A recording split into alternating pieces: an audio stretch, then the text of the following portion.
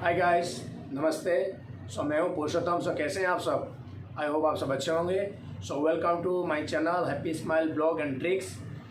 Guys, आज का topic थोड़ा इमोशनली है। तो टॉपिक का ये है कि जो माँ बाप का जो कर्तव्य है, जो फ़र्ज़ है ना, बस उसी के बारे में थोड़ा डिस्कस करना है। So guys, let's start the topic. Actually आज का टॉपिक ये ऐसा है कि माँ बाप हर वक्त, सारे माँ बाप क्या सही हैं? यस, सारे माँ बाप सही होते हैं और अपने बच्चे के लिए वो हर वक्त जो सोचते हैं कि ना, मैं अपने हर बार माँ बाप यही सोचता रहता है कि मेरा बच्चा कैसे अच्छा रहे, अच्छी तरह खाए, अच्छा फ्यूचर ले, अच्छी तरह लाइफ मेंटेन करे। हर माँ बाप का ये सोच है। तो क्या सारे माँ बाप जो सोचते हैं, क्या वो वाकई हो पाता है या नहीं? हाँ, तो मेरा उन माँ बाप से सबसे दिल से रिक्वेस्ट है कि आप जिस तरह चाहते हो कि आपका बच्चा या आपका बेटा या आपका बेटी आपकी तरह रहे, जिस राह पे आप चलाना चाहते हो उन लोगों को, क्या वो उस राह पे वो लोग चलने का तैयार है या नहीं है, ये हर एक चीज़ जानना बहुत ज़रूरी है। जब बच्चे, हाँ, हर एक चीज़ होता है, 5 उंगली बराबर नहीं होता है। जैसे बच्चे माँ बाप को हर वक्त हर रास्ते में वो लोग देखते हैं कि मेरे पापा क्या कर रहे हैं, क्या नहीं, मेरे माँ कैसे हैं, क्या नहीं। वो परिवार का हालात देख के बहुत सारे बच्चे वो मोटिवेट हो जाते हैं। वो अपना परिवार को देख के वो लोग अपना लाइफ का रूल्स बदल देते हैं, आपका लाइफ का जो तरीका है बदल देते हैं। नहीं, मेरा घर परिवार ऐसा है, मैं ऐसा हूँ, मेरा बाप मेरे लिए इतना मेहनत करते हैं, कि मेरा माँ मेरे लिए इतना मेहनत करते हैं, मेरे को इस तरीके से रहना है, या मेरा सोसाइटी में अच्छा नाम कमाना है, मेरे माँ बाप का जो सर है फ़ख्र से ऊंचा होना है। क्या मैक्सिमम लड़का ऐसा करते हैं? मैक्सिमम लड़का क्या ऐसे करते हैं? जो भी करता है, और बाकी क्यों नहीं करते हैं? माँ बाप का खाली फ़र्ज़ ये नहीं है कि बस एक बच्चा को अपना लाइफ दे दो, उसको जिम्मेदारी संभाल दो, बस हो गया। बहुत सारे कुछ शिक्षा ऐसी होती है ना, जो कि बोला नहीं जाता है, लेकिन माँ बाप का वो फ़र्ज़ है, उसको सिखाया जाता है।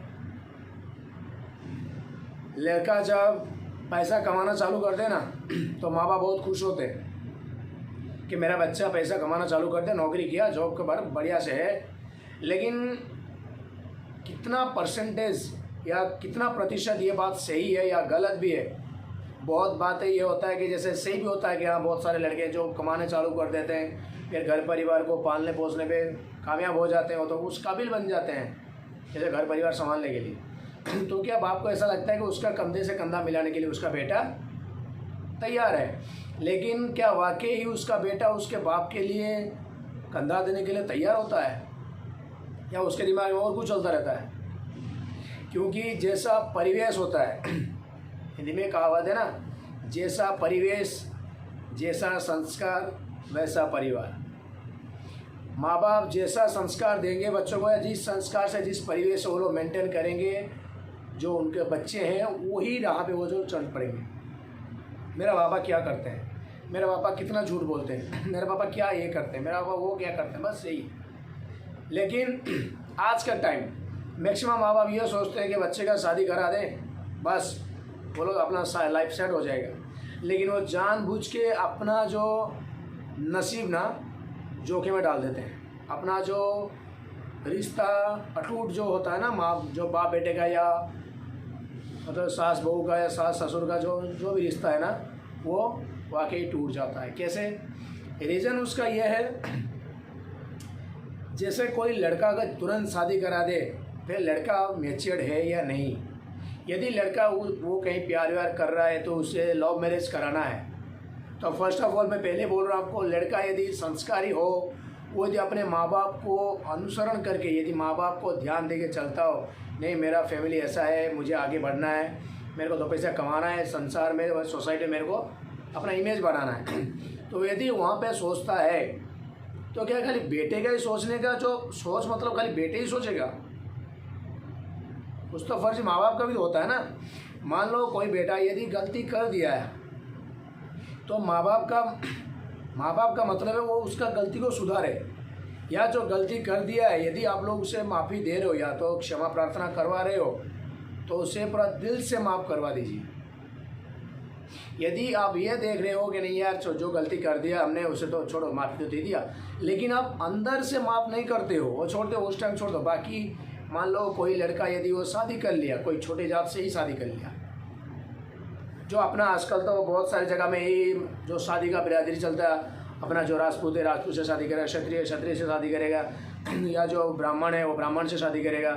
हर एक जात का जो एक इक्वलाइजेशन है, अपना अपना जात का दूसरे करेगा, जो दूसरे जात से वो शादी नहीं करेंगे। तो यदि ना करवाना हो तो मत करवाइए। यदि बच्चा तब गलत रास्ते में चलता है जब माँ बाप का वही शिक्षा रहता है, तो बच्चा जाके गलत रास्ते में चलता है। और यदि वो लड़का वहाँ पे कोई गलती कर दिया है तो माँ बाप का जिम्मेदारी वो है, वो कैसे अपने बच्चों को संभाले और कैसे वो रास्ते से, या वो जो प्रॉब्लम में जड़ में फंसा हुआ है वहाँ से लाके उसे सही रास्ता दिखाए, है ना। रास्ता तो बाद में गांव के सामने सबको बोलो माफ़ी दे देते, नहीं चलो ठीक है जो भी है गलती हो गया, दोबारा ऐसा नहीं होगा। तो फाइनली बहुत सारे ऐसे केसेस हैं जब लड़का फिर शादी कर लिया तो घर में बोलते हैं कि प्यार करके शादी करता है तो ख़राब होता है, या तो घर पे ऐसा वो बहू सास ससुर को टॉर्चर कर रहा है। क्यों? मैं पूछता हूँ क्यों? वो एक पराया लड़की है जिसको आपके घर के बारे में कुछ नॉलेज नहीं है, वो कैसे आपके घर को तोड़ सकता है? यदि आप लोग उसके साथ प्यार से पेश आओगे, प्यार से रहोगे, बढ़िया मिलजुल के रहोगे, क्यों वो तोड़ेगा? यदि आप अपने बेटी को अपने बेटी की तरह देख रहे हो, अपने बेटे को अपने बेटे की तरह देख रहे हो, तो वो भी तो किसी की बेटी है, वो भी तो किसी की बेटी है ना। उसको भी दर्द होता है, उसका भी फैमिली, वो सारा पूरा अपना परिवार छोड़ के आपके पास आया है। तो आपका फ़र्ज़ ये बनता है, आपका रिस्पॉन्सिबिलिटी ये बनता है कि वो लड़की को कैसे अपने माँ बाप की तरह प्यार दे, जिसके लिए वो लड़की ऐसा सोचने पे मजबूर हो जाएगा, अपने माँ बाप जैसा प्यार करने वाला मेरे को सास ससुर मिले हैं तो मैं क्यों ना अपने माँ बाप की तरह सेवा मैं अपना सास ससुर का करूँ। ये थॉट किसी के अंदर नहीं है, लेकिन इतना है। और एक बात है, घर तोड़ने के लिए 100 आदमी आ जाएंगे, लेकिन घर जोड़ने के लिए एक भी आदमी नहीं आएगा। समझ रहे हैं? गलत राह में चलने के लिए 1000 आदमी आप लोगों को बुलाएंगे, गलत रास्ते में, गलत नशा, गलत हर कोई चीज़, गलत काम जो होता है ना करने के लिए 1000 आ जाएंगे आपके पास, लेकिन सही काम करने का साथ आपका कोई नहीं देगा। सही रास्ते में चलने के लिए आपके साथ कोई नहीं जाएगा, या सही काम कर रहे हो ना आपको कोई नहीं समझाएगा। ये कलयुग है। तो कहना मतलब ये है, जब कोई लड़की को यदि उसका हस्बैंड सपोर्ट कर रहा है तो वहाँ पे सास ससुर के माँ बाप क्या करते हैं ना, ये बीवी का पल्लू के तरह जी रहा है, इसका कोई मतलब नहीं है, माँ बाप को कदर नहीं करता है। क्या वो माँ बाप से मेरा एक सवाल है, लड़का बोला था कि मुझे उससे शादी करवा दीजिए, या लड़का होना उसके लिए पाप था? यदि माँ बाप आप लोग यदि उसे कंपेयर मतलब आप लोग यदि उसे सपोर्ट नहीं करेंगे, कौन सपोर्ट करेगा उससे?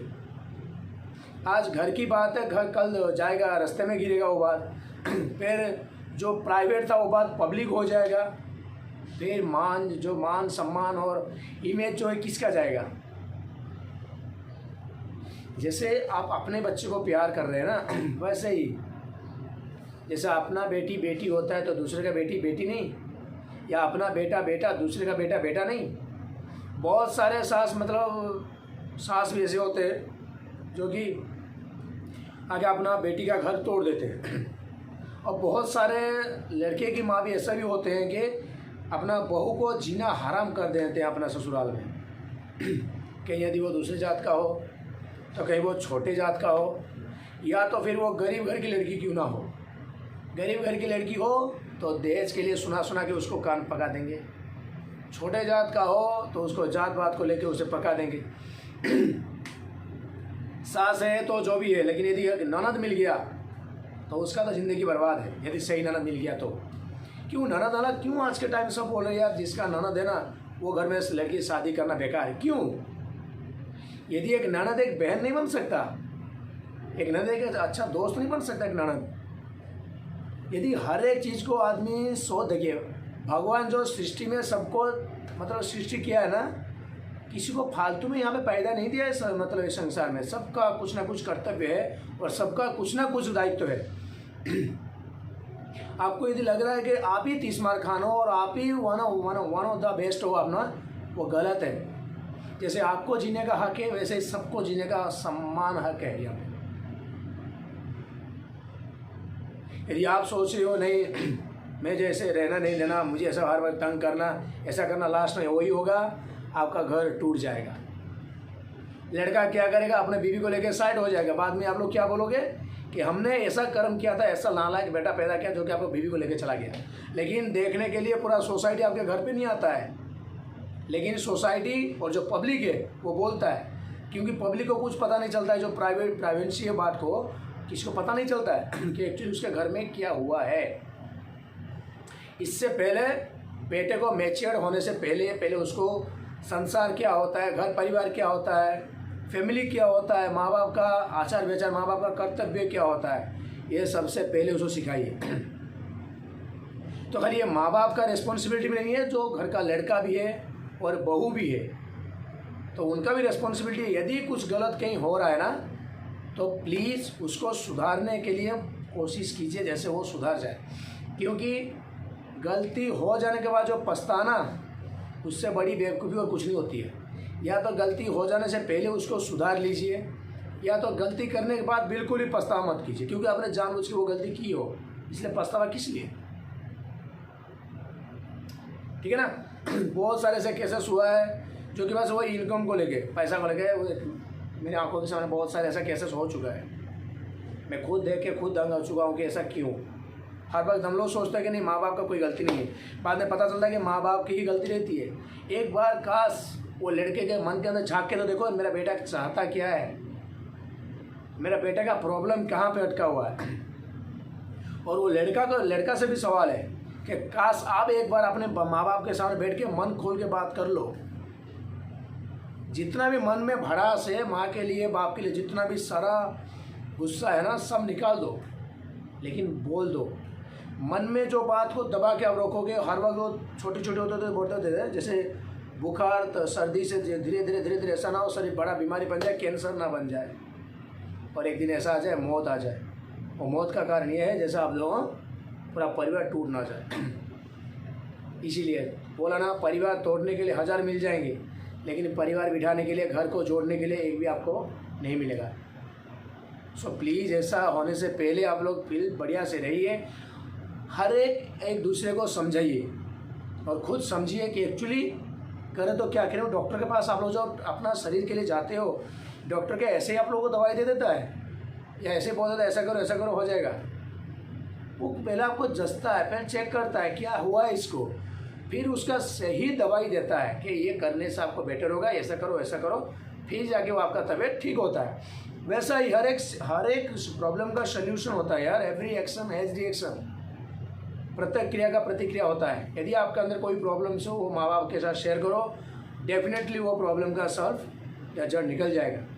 यदि वो बेटे से भी रिक्वेस्ट है या वो फैमिली से उनके पूरा सबसे रिक्वेस्ट है ये, यदि आपके अंदर भी कोई प्रॉब्लम्स हो तो अपने माँ बाप के साथ शेयर करवाइए, या माँ बाप का भी कोई प्रॉब्लम्स हो तो प्लीज़ अपने फैमिली के साथ वो सारा बात को शेयर करें। या बेटे का जो भी प्रॉब्लम है ये आपका रिस्पॉन्सिबिलिटी बनता है, बेटे को समझाइए एक्चुअली तेरा प्रॉब्लम क्या है, तो ऐसा क्यों बर्ताव कर रहा है, ऐसा क्यों हो रहा है। वरना ऐसा देखते देखते दिन ऐसा आ जाएगा कि आपको देखने के लिए कोई नहीं होगा आपके पास। ठीक है। तो परिवार को तोड़ने से पहले उसे सुधार लीजिए। बस आप लोग खुश रहिए तो बस मुझे लगेगा, यदि मेरा बात सुन के यदि किसी के दिल पे थोड़ी सी भी परिवर्तन आ जाए ना तो बस मुझे लगेगा मैंने जी लिया। किसी के होठ पे मुस्कान देने से कितना मतलब मोक्ष प्राप्त होता है और कितना शांति मिलता है दिल को ना, ये जो जानता है। ठीक है ना। बस आप लोग बिंदास रहिए, खुश रहिए, क्योंकि आप लोग खुश रहोगे तब जाके अपना परिवार खुश रहेगा, और आपका परिवार खुश रहेगा तो आपका सोसाइटी खुश रहेगा, क्योंकि सोसाइटी देखेगा, मानना पड़ेगा कि आप परिवार है, कभी सारा झगड़ा होता नहीं है, कभी हर वक्त बिंदास रहते हैं। ठीक है ना। बस इसी सोच को लेकर आराम से आगे बढ़िए।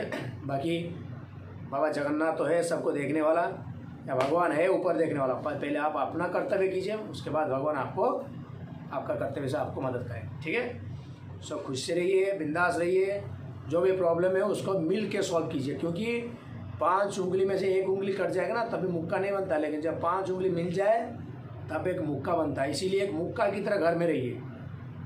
माँ से ना बाप को अलग करो, ना बाप से बच्चे को अलग करो, ना बीवी से अपना पति को अलग करो। सब मिल के रहिए। मिल के रहने में जो मज़ा है ना किसी में नहीं है। मिल के रहने में जो मज़ा है ना किसी में नहीं है। ये जो जानता है। सो प्लीज़ ऐसे बोल रहा हूँ, आज टाइम है, सुधर जाइए। ऐसा ना हो कि जब टाइम ही चला जाए बाद में सुधरने के लिए पछतावा करने से कुछ नहीं होगा। ठीक है, हर हर महादेव। बस बढ़िया रहिए, बिंदास रहिए। So guys keep smile, always happy smile. So take care. यदि आप लोगों को वीडियो अच्छा लगा so guys please like share और सब्सक्राइब कर दीजिएगा। और यदि आप लोगों को मेरी बात से कोई भी ठेस पहुंचा आपको दिल के लिए तो प्लीज़ मुझे माफ़ कर दीजिएगा। और यदि मेरा बात आप लोगों को अच्छा भी लगे प्लीज़ दिल पे लेके उसे दिमाग तक पहुंचाइए और सही काम पे उसे यूटिलाइज करवाइए। ठीक है, चलते हैं।